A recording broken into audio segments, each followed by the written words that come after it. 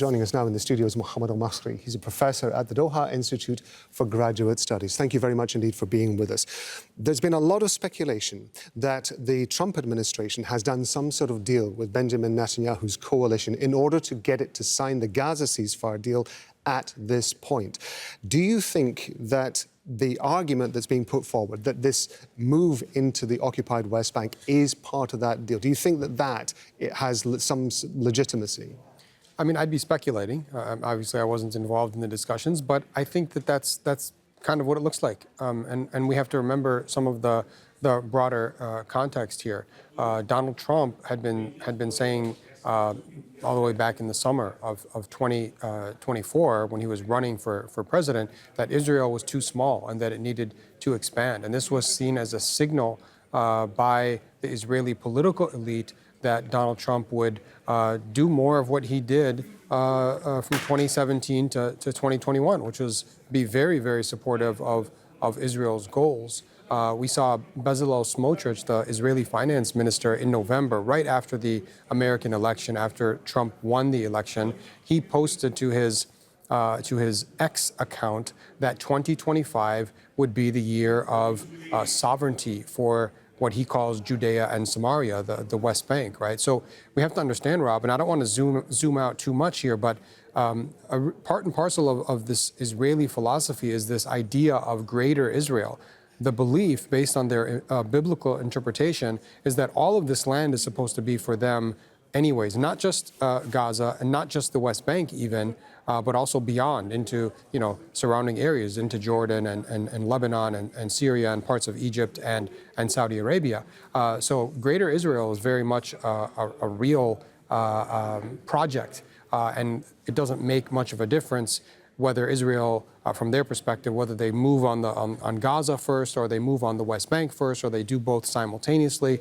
But that kind of does explain not only this recent escalation in the West Bank, but 3 decades now of rapid settlement expansion, where you have more than 200 illegal settlements and more than 750,000 illegal Israeli settlers living in the West Bank. And obviously, whilst the war on Gaza, the genocide in Gaza has been continuing for 15 months, the raids in the West Bank have been continuing as well. There is a lot of unease, at the very least, a lot of unhappiness in Israel about the ceasefire deal that Netanyahu coalition has signed. What are the chances, do you think, that this intensification that we're seeing, particularly perhaps by attacks carried out by settlers, is driven in part by that unhappiness at the deal?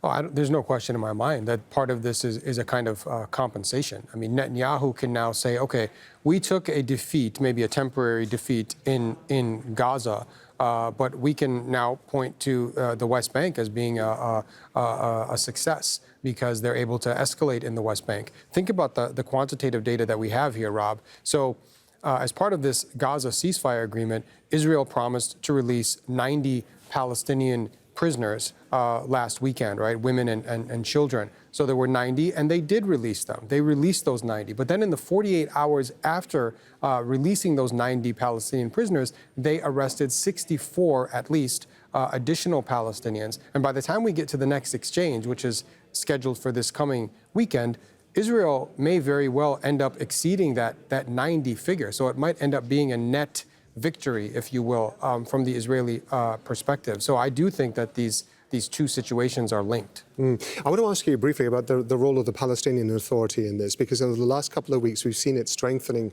its position. Certainly, I mean, it's stopped Al-Jazeera from broadcasting in the occupied West Bank. It's been taking its own actions against what it describes as Palestinian armed groups in the occupied West Bank. Is there an argument, given the fact that we are looking ahead at some point to who is going to be running Gaza, is there an argument for saying that this is the PA in some way reshaping itself or trying to shape itself more favourably with regard to Israel, at least, with a possibility of being involved in running Gaza in the future? I do think so. Actually, I wrote a piece for the Middle East Eye 2 weeks ago speaking to that.